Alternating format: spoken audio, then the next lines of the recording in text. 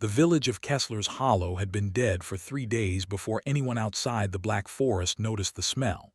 Not the smell of decay. Decay was honest, biological, a process the earth understood. This was something older. Sulfur threaded through pine resin, copper blood misting over frost.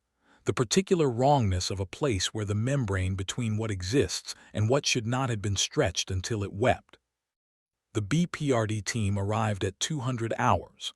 4 agents in tactical black, one enormous figure in a worn canvas duster that had no business looking as comfortable as it did on a man, if you could call him that, standing 6'5" with a stone fist the size of a hubcap, and a sawn-off right hand of doom that had punched through things considerably more durable than German architecture. Hellboy moved through the tree line with the practiced disinterest of someone who had seen enough ruined villages that they had stopped surprising him. That wasn't numbness. That was a man who had converted horror into fuel a long time ago and was still running on it. Agent Kate Corrigan moved beside him, tablet in hand, the blue light of the screen catching the angles of her face. "Ritual Circle was activated 72 hours ago," she said quietly. "Local occult cell, third-tier demonists, probably working from a corrupted Thule manuscript. They were trying to open a summoning gate." "Trying," Hellboy said. "They succeeded, partially." Hellboy looked at the village, at the buildings with their walls blown outward from the inside, at the scorch patterns on the cobblestones that moved in directions fire didn't naturally travel, at the shape hanging from the church steeple that he was fairly certain had been the lead ritualist before something had turned him inside out with bureaucratic thoroughness. What did they pull through? "That's the problem," Kate said. "The gate didn't just open outward. There was a dimensional rebound. Something came in. Something that wasn't invited and definitely wasn't part of their summoning parameters. Something big. Something green. Something that, according to the thermal imaging we pulled from the satellite pass 40 minutes ago, is currently in the middle of the village square, apparently trying to figure out where it is." Hellboy looked at her. She showed him the image. He looked at it for a long moment. "Huh," he said, which, for Hellboy, was the equivalent of a lengthy philosophical statement. In the village square, Eric Larson's finest creation was doing what he always did when dropped into a situation with no context and no briefing.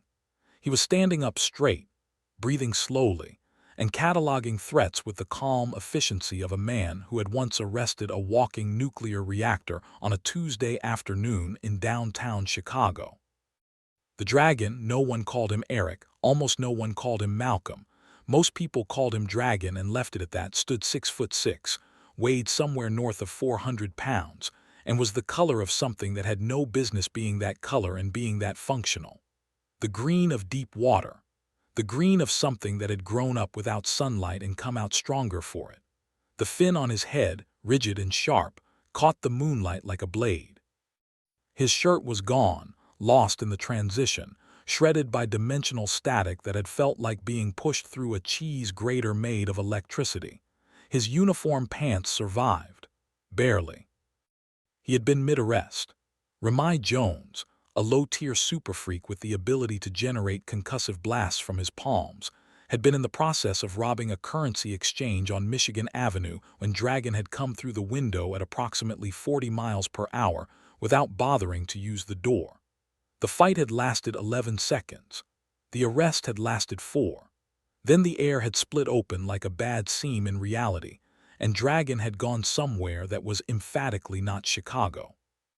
He turned a slow circle, reading the square. Cobblestones, medieval architecture, German signage on the few intact storefronts. A smell that registered as biological threat immediately, old blood, sulfur, something that made the back of his brain, the part that predated language and philosophy, want to move away quickly. Scorch marks on the ground that formed patterns he didn't recognize but that his instincts flagged as significant. Bodies at the edges of the square, not killed by anything that used conventional weapons. Dragon noted all of this, filed it, move to the next priority. He needed to locate civilian survivors. He needed to understand the threat vector. He needed to find a working telephone. In that order, the first thing he found instead was a demon.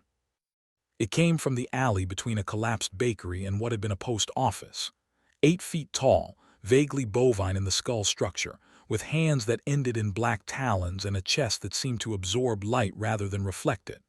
It had been left behind when the ritual circle collapsed. A grunt, a soldier, the demonic equivalent of the guy who gets left holding the bag when the operation goes south. It was not intelligent. It was, however, extremely motivated. It charged. Dragon didn't move until the last moment, a habit born from years of letting things commit to their attacks before he countered, because committed attackers are predictable attackers. When the demon was 3 strides out, he stepped left, let the talons rake air where his throat had been, got both hands on the creature's right arm above the elbow, and used its own momentum to redirect it face first into the stone wall of the post office at considerable speed. The wall lost. So did the demon, but it got up. Dragon revised his threat assessment upward. The thing turned with a sound like a boiler venting, and came back with intelligence it hadn't shown on the first pass, feinting left, going right, leading with a shoulder charge instead of the talons.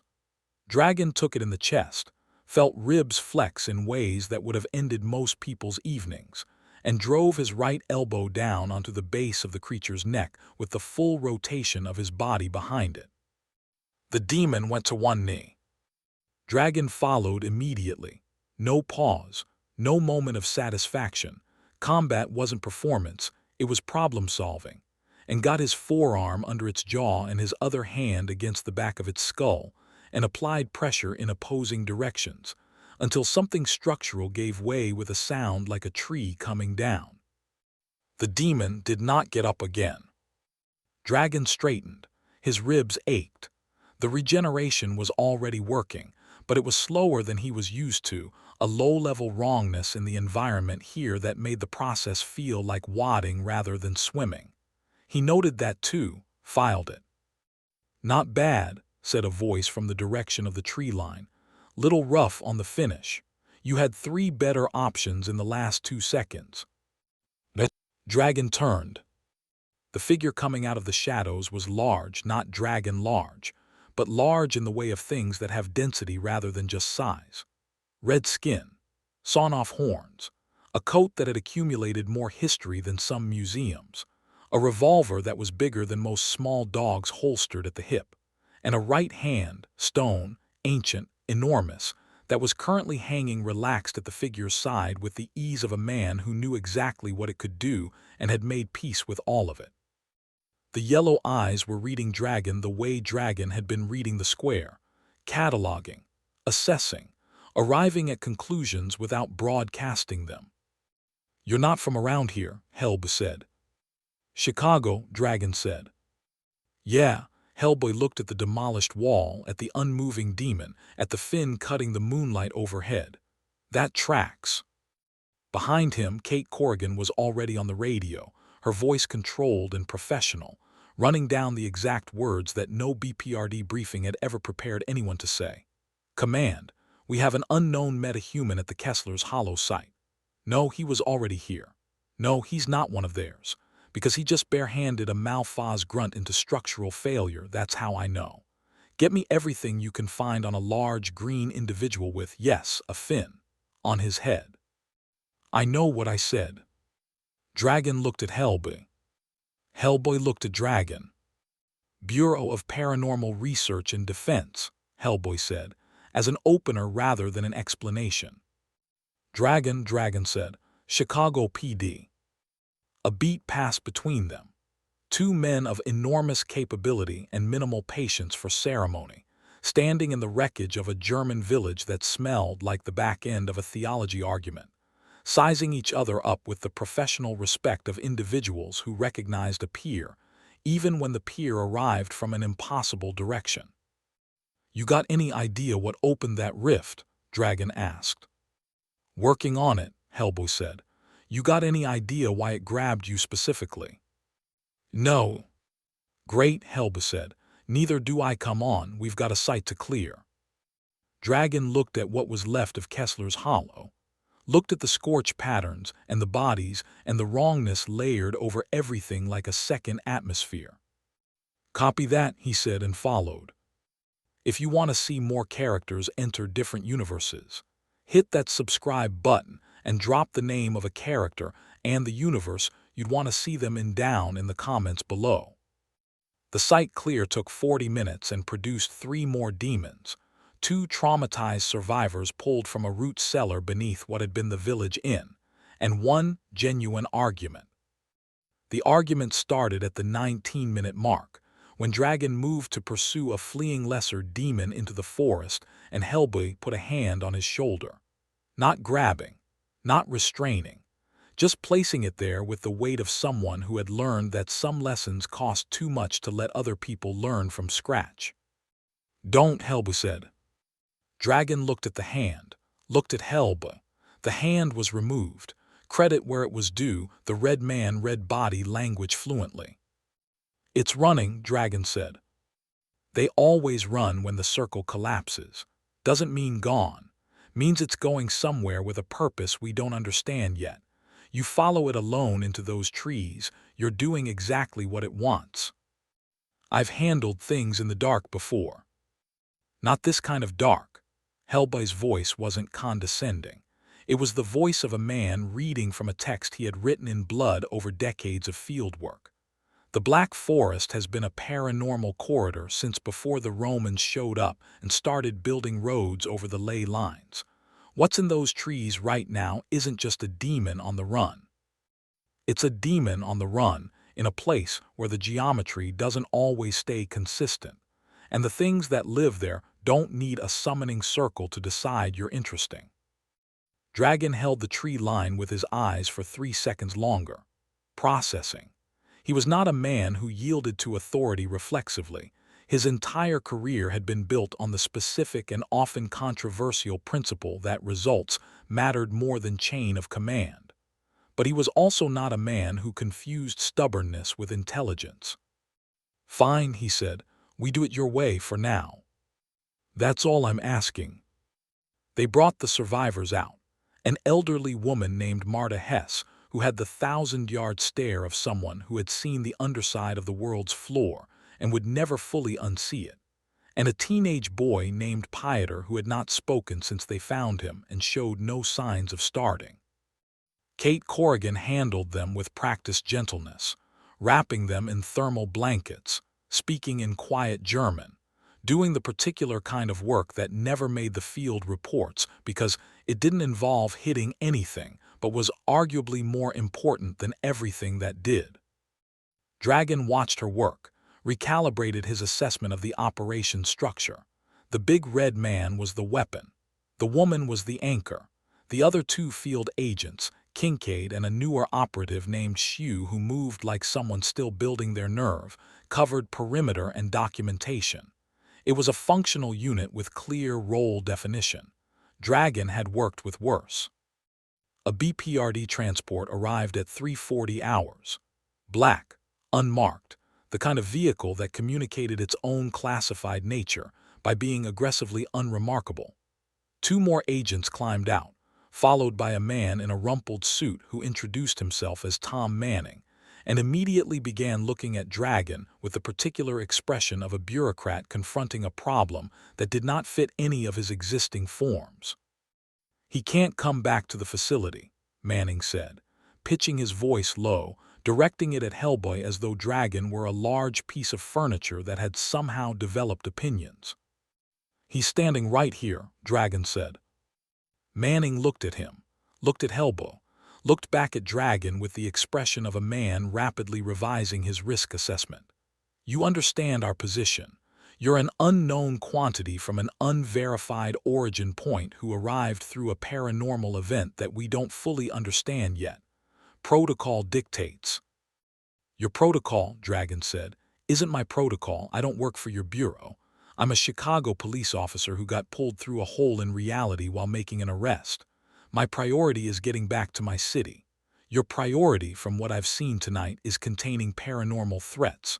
Those aren't the same priority, but they're not incompatible. So here's what I'm offering. I help you understand what opened that rift, because that seems to be how I get home. You give me access to whatever information you have that's relevant. We don't pretend this is anything other than what it is. Manning stared at him. That's actually more reasonable than most of the things that come through rifts, Kate said from behind him, still in German calm mode, not looking up from where she was logging the survivor information. Manning made the face of a man who knew he had already lost the argument and was trying to decide how to frame the loss as a strategic retreat. Fine. Observation status. Not cleared for classified files above Tier 2. I don't need your files, Dragon said. I need your lab and whoever you've got who can explain dimensional mechanics in terms that don't require me to have a doctorate in folklore. Hellboy made a sound that might have been a laugh. Professor Broom is dead, he said, and something shifted in his voice when he said it, a tectonic shift, deep and brief and immediately controlled. But we've got people. The transport ride to the nearest BPRD regional facility took 2 hours. Dragon spent the first 20 minutes in silence, running physiological inventory. The rib damage from the Malphaz grunt was 70% resolved, slower than normal, still functional. The dimensional transit had left something behind, a low-frequency vibration in his cellular structure that his regeneration kept flagging as foreign without being able to fully identify or expel. Not dangerous. Not yet. Noted. Hellboy sat across from him in the transport bay, cleaning his revolver with the methodical focus of a man who used maintenance as meditation. The weapon was a Samaritan. Dragon had identified it immediately, a custom 4-barrel break-top firing rounds that had no civilian equivalent. He had clocked the load, silver-jacketed with what looked like custom engravings on the casings. Not decorative. Functional. He didn't ask. A man's ammunition was his own business until it became relevant. You always green? Helb asked, not unkind, the tone of someone making inventory of a new variable. Far as I know, Dragon said. Woke up in a field in Chicago with no memory and a fin on my head. That was a while ago. Never found a satisfying answer. Hellboy considered this. Memory loss, unknown origin, physical profile that doesn't match anything in the standard taxonomy. He looked at Dragon with an expression that was harder to read than it appeared. You know this world has prophecies. Every world has prophecies, Dragon said. Most of them are wrong. Most, Helb agreed. Not all. He snapped the Samaritan back together with the practiced click of long familiarity. The ones in this world have a habit of being specific. Names. Descriptions, roles. He holstered the weapon. I'm not saying you're in one. I'm saying don't be surprised if someone tells you that you are. Dragon looked at him steadily. Are you in one? The yellow eyes held his without flinching. Yeah, Hellboy said. Been in one my whole life. A pause that contained about 40 years of complicated feelings compressed into 2 seconds. Doesn't mean you have to follow the script. It was the most honest thing Dragon had heard since arriving in this universe, and it landed with the specific weight of a truth that had been earned rather than borrowed. He filed it differently from the tactical data, in a different part of his mind, the part that processed things that mattered beyond the immediate operation. What's the prophecy say you're supposed to do? Dragon asked. Hellboy looked out the small, reinforced window at the German countryside moving past in the dark. End the world, he said simply, or save it, depending on which side you ask. A beat. I've been working on a third option. Dragon nodded slowly. He understood third options. His entire career had been built on them. The transport moved through the dark. The forest fell away behind them. Somewhere in those trees, a lesser demon was moving with purpose toward a destination that neither of them could name yet. And in the cellular memory of Dragon's alien biology, something that had arrived with him through the rift, something that had attached itself to his transit like a passenger, was beginning, very quietly, to wake up. Neither of them knew that yet.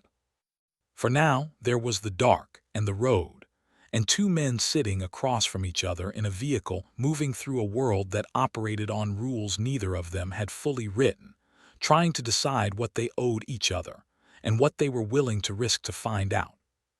It wasn't trust, not yet.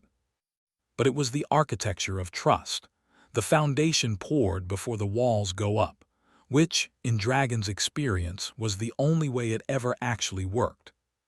The BPRD regional facility outside of Frankfurt was built into the bones of a repurposed Bundeswehr installation, 3 stories of above-ground administrative function, sitting on top of 6 stories of actual purpose. The deeper you went, the older the architecture got, until the bottom 2 levels stopped pretending to be modern infrastructure and revealed themselves as what they actually were: medieval stonework that predated the German state, the Holy Roman Empire, and most organized religions currently operating in the Northern Hemisphere. The Bureau had not built down there. They had found it, understood that something had been using it for purposes that preceded their institutional mandate by several centuries, and made the pragmatic decision to use it themselves. Dragon took all of this in without comment as Agent Xu ran him through the facility with the energy of someone who had been told to give the tour but not told how much to reveal. Xu kept glancing at him sideways, the way people did when they were trying to figure out whether something was dangerous by studying it from angles it couldn't directly observe. Dragon let him. It was a reasonable impulse. He would have done the same. The lab level was on sub-3. It smelled of ozone and old paper, and something chemical that Dragon's nose flagged as preservation agent, the specific combination of institutions that kept old things alive past their natural expiration. Workbenches ran the length of 2 joined rooms, covered in equipment that mixed the contemporary with the deeply anachronistic. Mass spectrometers next to hand-copied grimoires, sealed in archival plastic, gas chromatographs beside clay tablets that had not been manufactured in any century Dragon could immediately name. The woman who looked up from the central workbench when they entered was somewhere between 40 and ageless, with reading glasses pushed up into dark hair, and the expression of someone who had been in the middle of something important and was deciding in real time whether the interruption was worth the redirect. She looked at Dragon for exactly 4 seconds, not the sideways assessment Xu had been running, but a direct, cataloging examination that was entirely comfortable with its own directness. Dr. Sofia Vasquez, she said, dimensional mechanics, paranormal biology, and 3 other specialties that don't have names yet because the Bureau keeps finding new things that need specialties. She pulled the glasses down and studied him through them as though they enhanced more than vision. Sit down. I've already pulled the transit data from the Kessler's Hollow event. I've been waiting for you. Dragon sat. The chair creaked in a way that suggested it had opinions about his weight. You knew I was coming. I knew something was coming. The dimensional signature of the rift had passenger characteristics, the energy profile of a transit that was carrying biological mass in addition to the primary summoning bleed. I didn't know what kind of biological mass. She pulled up a holographic display that mixed digital modeling with something that looked uncomfortably like genuine magical notation. Now I do, and it raises questions. It always does, Dragon said. The rift that pulled you through wasn't random, Vasquez said, moving to the display and tracing the dimensional model with one finger. Rifts generated by collapsed summoning circles are chaotic events. They bleed dimensional energy in all directions simultaneously, and if they pull something through, it's typically the nearest available mass from an adjacent dimensional plane. Random capture, wrong place, wrong time physics. She stopped on a specific node in the model and highlighted it. This wasn't that. The energy pattern shows targeting. Something in the Kessler's Hollow ritual specifically reached for you, across dimensional barriers that should have made that selection impossible. Dragon looked at the model. He was not a physicist. He was not a mystic. He was a man who had solved most of his professional problems by being harder to break than whatever he was breaking, and he was aware that this approach had limits in an environment like this one. He adjusted accordingly. What in the ritual could do that? Nothing in the ritual itself, Vasquez said. The cell that ran that working was third tier at best. They were using a corrupted manuscript, Thule origin, probably copied 3 times removed from the original with compounding errors at each transcription. They didn't have the skill to reach across dimensions with that kind of precision. She turned to face him fully, which means something used their ritual as infrastructure. Piggybacked on their circle opening, to do something those cultists had no idea was happening alongside their working. Something with the ability to reach across dimensional barriers. Something that knew where you were, something that wanted you here specifically. The room held that for a moment. Dragon ran the implications with the methodical calm of a man who had been told surprising things before and had developed the habit of processing them without letting the surprise interfere with the analysis. An unknown entity had pulled him out of his universe deliberately. It had used a human cult as a mechanism without their knowledge. It had the capability to locate and extract a specific individual from a parallel dimensional plane. That was not a small capability set. That was not something that had acted casually or impulsively. "You've told Hellboy this," Dragon said. "It wasn't a question." "I'm telling both of you simultaneously," Vasquez said. And Dragon turned to find Hellboy standing in the doorway of the lab with his coat still on, and his expression carrying the weight of a man who had heard the words, "Something wanted you here specifically before," and knew from experience that the sentence never ended anywhere comfortable. Hellboy came in and stood on the other side of the workbench, looking at the dimensional model. "The targeting signature," he said to Vasquez. "Does it match anything in the archive?" Vasquez hesitated, which was, Dragon noted, the first moment of hesitation she had shown since they entered. On someone with her baseline confidence, hesitation was information. "It has resonance characteristics," she said carefully, "consistent with Ogdru-Hem working, which would indicate Ogdru-Jahad involvement at the directive level." She paused again. "But it also has a secondary signature I've never seen before, something that isn't in any of our records, something that seems to be responding to," she looked at Dragon, him, specifically, "not just his dimensional coordinates, his biology." Hellboy looked at Dragon. Dragon looked at the model. "You said you woke up with no memory," Hellboy said. "No origin, no explanation for the physical profile." "That's correct." "In this world," Hellboy said slowly, "things without origin stories usually have origin stories. They just don't know them yet. And the things that know them," he gestured at the model with the stone hand, a gesture that encompassed the notation, the archive, the 6 levels of a facility built into ancient stonework, "aren't generally the things you want knowing them." Dragon was quiet for a moment, not processing the fear of it. He had made his peace with existential uncertainty a long time ago, somewhere between his 4th and 5th encounters with things that should not have existed, and had tried to kill him anyway. He was processing the tactical reality of it. An entity of significant power had gone to considerable trouble to bring him to this dimension. It had done so without announcing itself. It had not made contact since his arrival, which meant it was either waiting for something, or it had already gotten what it wanted from the transit itself, and the next move was already in progress somewhere Dragon couldn't see yet. "What's the Ogdru-Jahad?" Dragon asked.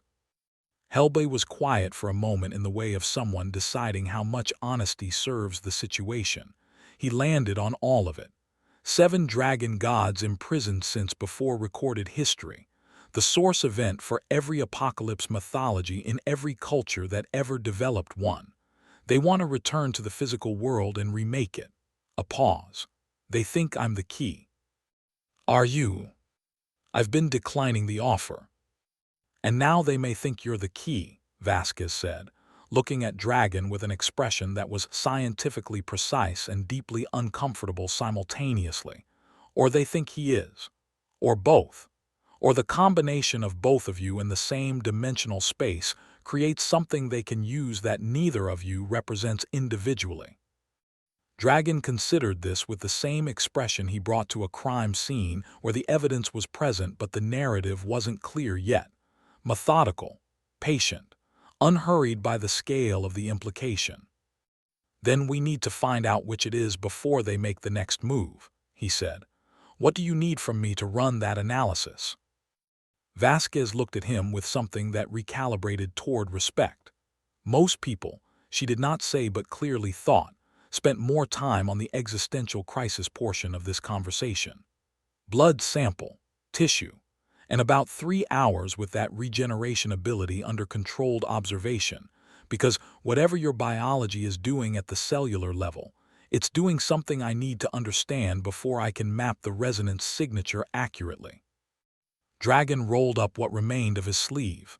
"Get your equipment," he said. Hellboy watched this exchange with the yellow eyes that had seen enough history to read its patterns. Something was moving in this. He could feel it the way he felt weather changes, in the stone hand, in the low-frequency hum that his particular heritage gave him as a kind of early warning system he had never fully wanted. Something old had taken an interest in the green man from Chicago. And in Hellboy's experience, when something old took an interest, the question was never whether things were going to get worse. The question was always how much worse, and whether you'd made enough right choices before the worse arrived to give yourself a fighting chance when it did. He pulled up a stool, settled his considerable weight onto it, and waited. Outside the facility, in the dark above 6 stories of ancient stone and modern purpose, the night was very still, and in the stillness, something that had waited longer than the Black Forest, longer than the stone beneath the facility, longer than the oldest notation in the Bureau's archive, turned its attention fully toward Frankfurt, and was satisfied with what it found there. The blood work took 3 hours and produced results that made Vasquez go quiet in the specific way of scientists confronting data that invalidates a significant portion of their existing framework. Dragon's cellular structure was not human. That much had been established years ago in Chicago by doctors who had run every test available to them and arrived at the conclusion that whatever he was consistent, consistently anomalous, consistently functional, consistently resistant to the categorization systems medicine used to make sense of biology. What Vasquez found went further. His cells did not merely regenerate, they remembered. Each cell carried a form of encoded information that operated below the genetic level, deeper than DNA, deeper than the molecular architecture that standard biology used as its foundation. It was as though every component of his physical being had been written rather than grown, authored rather than evolved. "You're not a mutation," Vasquez said, not looking up from the electron microscope feed running on her primary display. "You're not an experiment, not in any conventional sense." She pulled up a comparative model, layering Dragon's cellular data against the dimensional signature from the Kessler's hollow rift. The overlay was not perfect, but it was not random either. There were resonance points. Specific locations where the two patterns touched with the deliberate precision of things designed to interact. "You were made to be here," she said, "or made knowing that here was a possibility. Whichever, the architecture of your biology has compatibility with this dimension that goes beyond coincidence." Dragon looked at the overlay. Compatible how? The Ogdru Jahad exist in a state of dimensional imprisonment that requires specific conditions to break.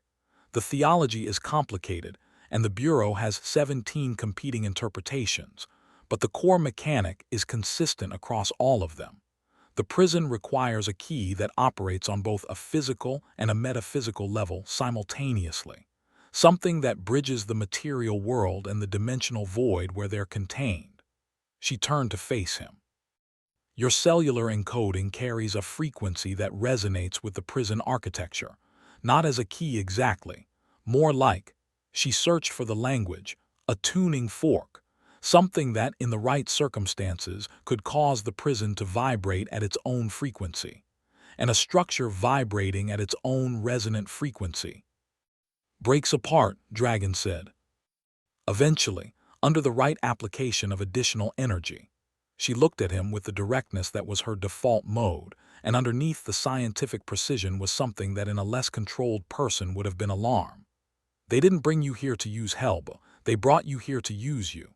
Hellboy is," she paused, choosing words with surgical care, "the additional energy source, his heritage, his right hand, the power he carries that he spent his entire life refusing to deploy." The room processed this. Hellboy was standing at the far end of the lab, and he had been still for the last 4 minutes in the way of someone who is not disengaged, but is instead running something very deep and very private. When he spoke, his voice was level in the specific way of a man who has had a lifetime of practice keeping his voice level when what he is being told would give most people legitimate reason to stop being level. They think if they get him close enough to the right ritual space, his resonance activates and my hand does the rest. "That's the working hypothesis," Vasquez confirmed, "without me choosing to use it. The theory suggests proximity and resonance could be sufficient to trigger a passive activation. You wouldn't need to choose. The mechanics would." "Do it anyway." Hellboy's jaw tightened. "Yeah," a pause that had geological weight. "I've heard versions of this before. Different players, same sheet music." Dragon looked at Hellboy. He was not a man who offered comfort reflexively. He had always found that comfort offered to people who were processing hard truths mostly served the comfort giver's discomfort with the other person's pain rather than the other person's actual need. What he offered instead was the thing he would have wanted in the same situation, a practical next question. "Where would they run the ritual?" Dragon asked. Vasquez moved to a second display and brought up a topographical map of Central Europe overlaid with what Dragon now recognized as ley line cartography, the paranormal geography of a world that had an extra layer of infrastructure invisible to anyone not looking for it. There are 7 sites in a 200-kilometer radius with sufficient paranormal density to support a working of this scale. We can eliminate 4 based on current BPRD monitoring. They're either under active surveillance or have been disrupted by previous field operations. She highlighted 3 remaining points. These 3 are viable. The strongest candidate, she enlarged one node, a location in the Harz Mountains approximately 90 kilometers northeast of Frankfurt, is a site we've had flagged for 18 months.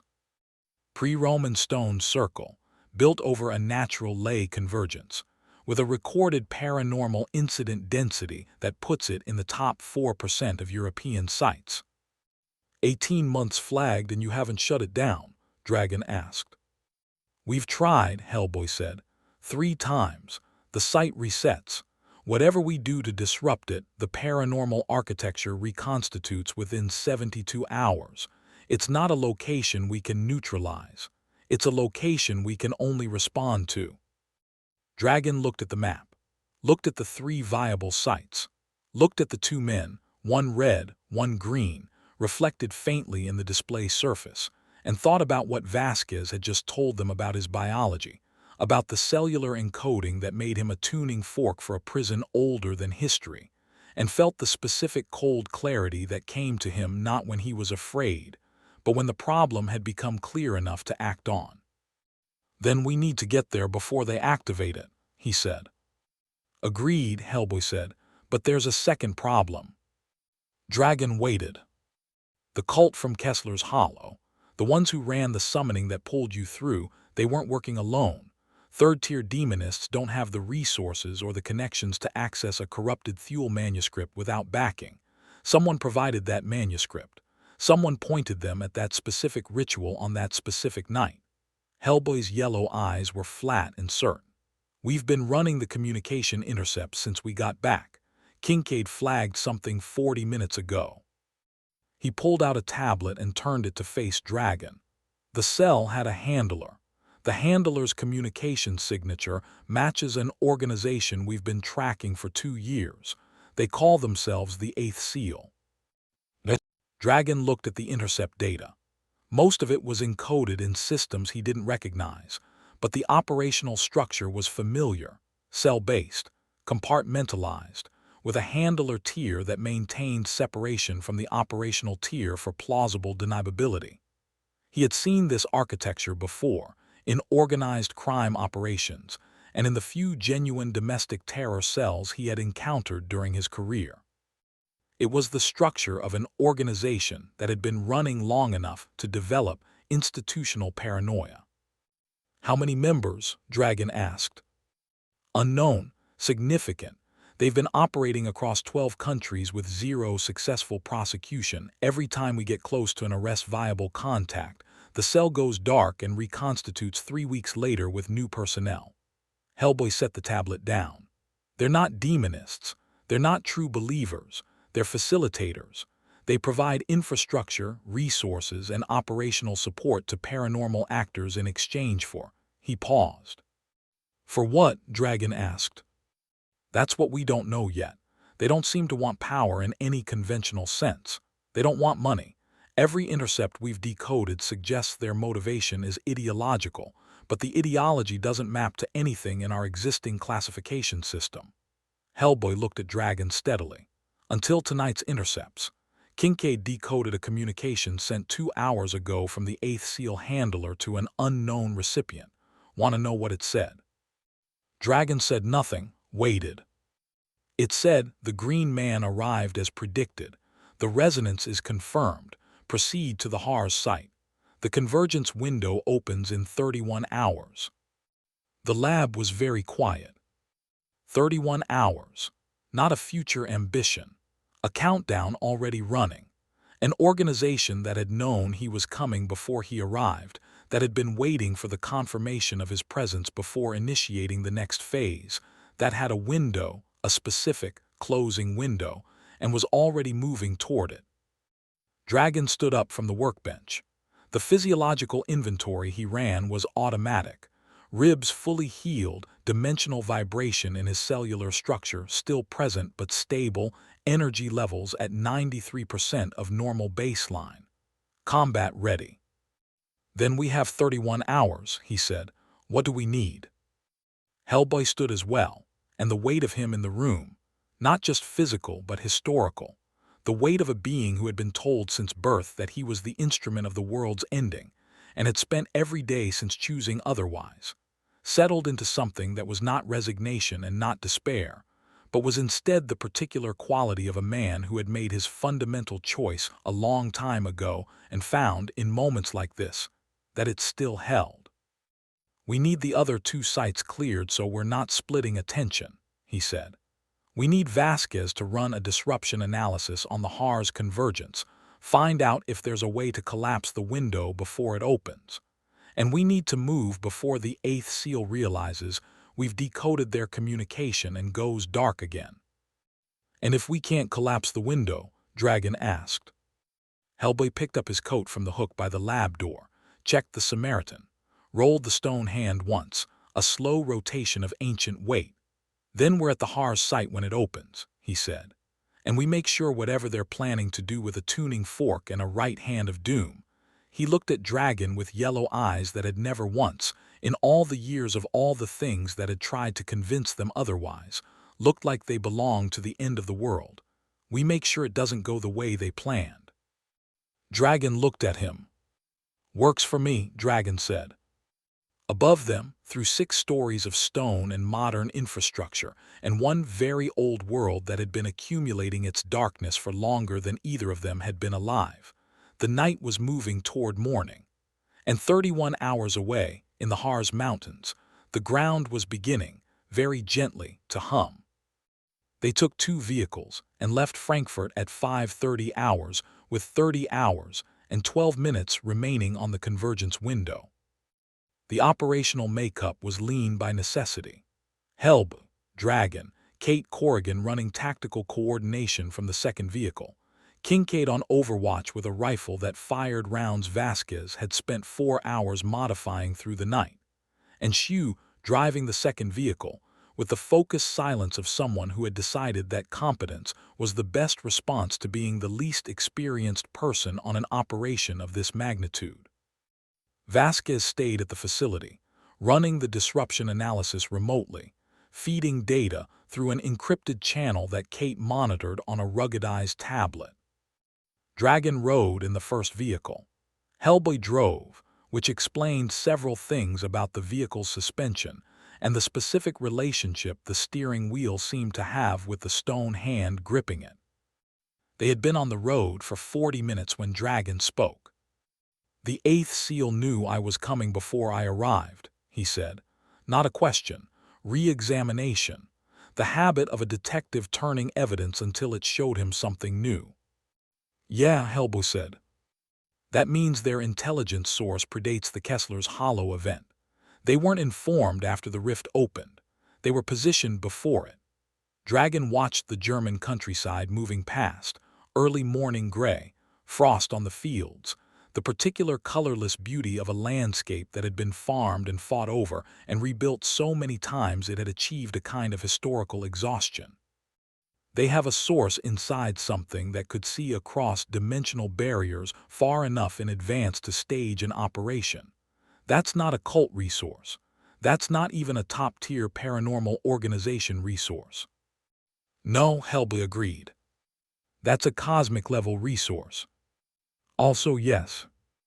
Dragon turned to look at him. "You're not surprised." "I stopped being surprised by the scale of things about 15 years ago," Hellboy said. "Doesn't mean I don't find it annoying."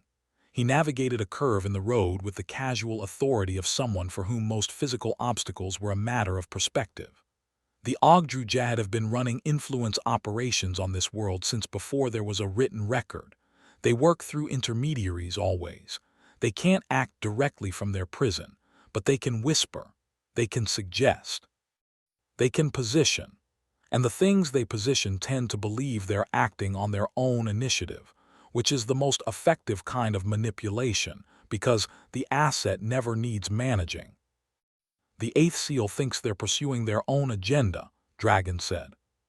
"Probably, partially. The best operations always give the asset something real, some genuine ideological or material return that makes the manipulation feel like partnership." Hellboy's jaw set briefly. "I've seen it enough times. An organization that thinks it's using cosmic power for its own ends, right up until the moment the cosmic power is done with them." Dragon was quiet for a moment. "Then, what happens to them at that point?" Hellboy didn't answer immediately. The road stretched ahead of them, the Harz Mountains beginning to suggest themselves on the northern horizon, low shapes in the gray morning, older than almost everything visible from where they were sitting. "Nothing clean," he said finally. The disruption analysis came through at 7:40 hours.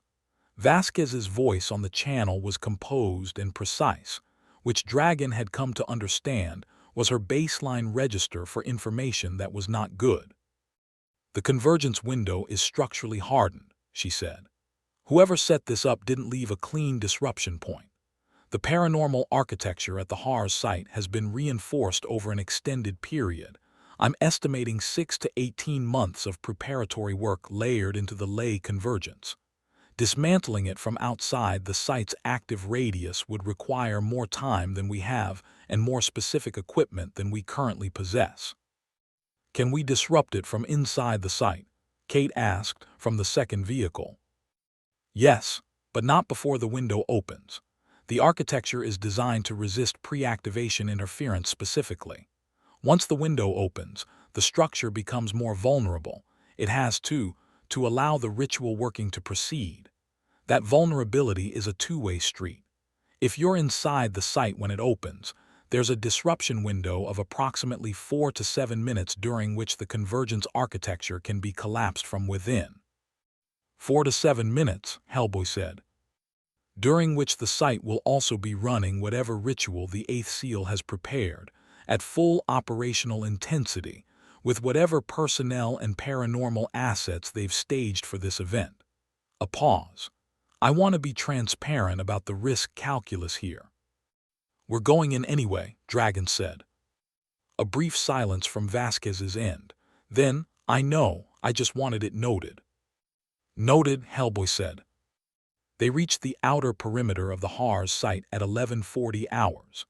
Kincaid found the high ground first, a ridgeline 300 meters from the stone circle that gave clean sightlines across the approach terrain, and relayed the first visual assessment with the flat professionalism of someone whose feelings about what he was seeing were going into a separate file for later processing. The eighth seal had been busy. The stone circle itself was ancient, pre-Roman, as the Bureau's records indicated, 17 standing stones arranged in a configuration that was not quite any of the standard prehistoric patterns Dragon had seen in photographs. The spacing was irregular in a way that felt intentional rather than the result of centuries of settlement and shifting ground.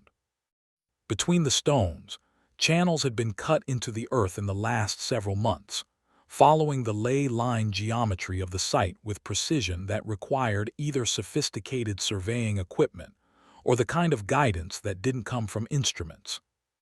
Around the circle's perimeter, the eighth seal had staged an operation that Dragon assessed immediately and without pleasure.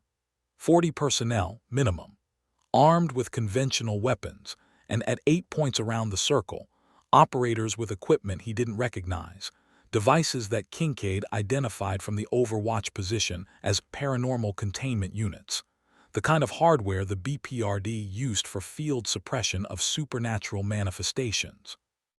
They have Bureau equipment, Kate said, her voice doing the thing where controlled anger sounded like calm. Or copies, Kincaid said, good ones.